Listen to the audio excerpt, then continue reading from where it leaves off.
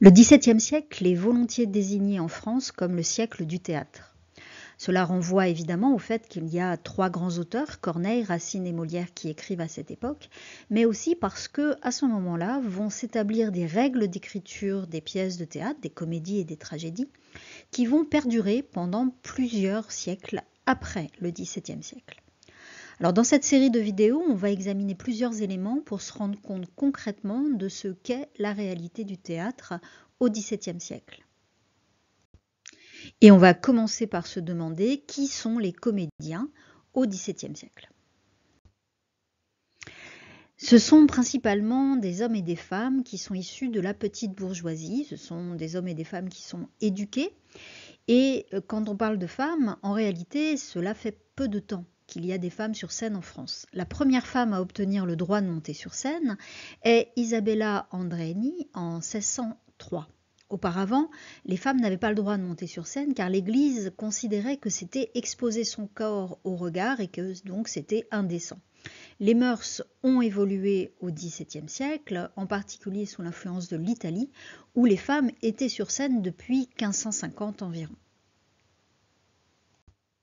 Un comédien n'exerce pas son art seul, il se doit d'être inclus dans une troupe qui va prendre le nom de compagnie lorsqu'il va y avoir un contrat officiel signé chez un notaire.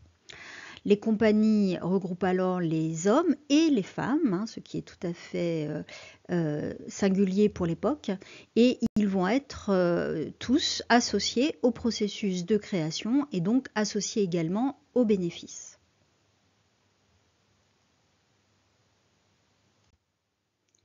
Les troupes sont souvent des familles, comme les Gélosies, dont faisait partie Isabella Andreini, dont nous venons de parler, mais la famille et la compagnie la plus célèbre du XVIIe est bien entendu celle des Béjart, la famille Béjart, dont fait partie Molière et qui devient d'ailleurs bien plus tard la troupe de Molière, les comédiens du roi, et qui vont finir par devenir la troupe officielle française qu'on appelle toujours la Comédie française.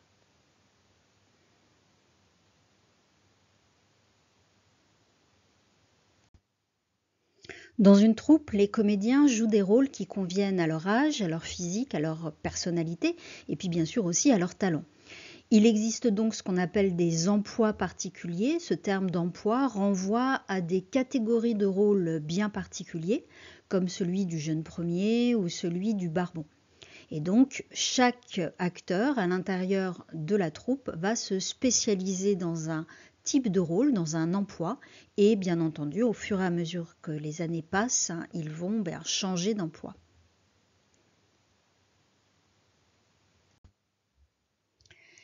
Les troupes et les comédiens français vont suivre le modèle des comédiens italiens et vont donc se professionnaliser tout au long du XVIIe siècle. Il va donc y avoir une évolution de leur statut et également une évolution de la reconnaissance qu'on va leur porter. L'évolution du regard porté sur les comédiens va venir principalement du public et du pouvoir royal. En réalité, tout au long du XVIIe, il va y avoir un adversaire farouche vis-à-vis des comédiens, il s'agit de l'Église. L'Église considère que la vie de comédien, qui est une vie où on est toujours sur la route, est une vie absolument impossible avec une vie de chrétien, une vie de catholique rangée, réglée, etc.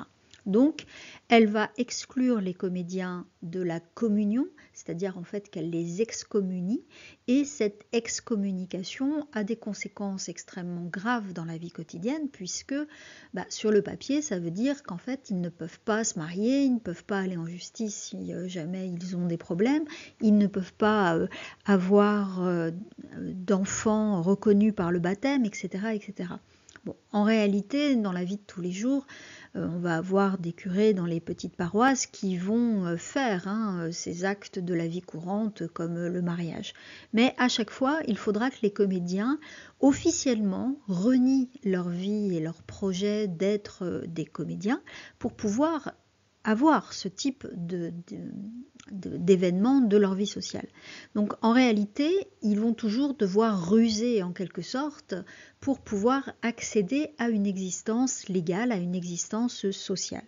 Donc l'opposition de l'Église vis-à-vis des comédiens est une opposition absolument terrible et cela les oblige à concéder à chaque fois des reniements pour pouvoir accéder à des événements de la vie sociale classique.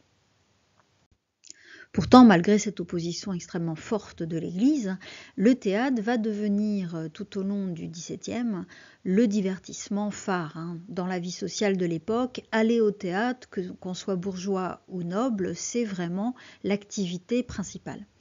Les pièces donnent lieu à des débats, à des modes, il y a des querelles qui sont restées célèbres, par exemple celle qui entoure le Cid en 1637.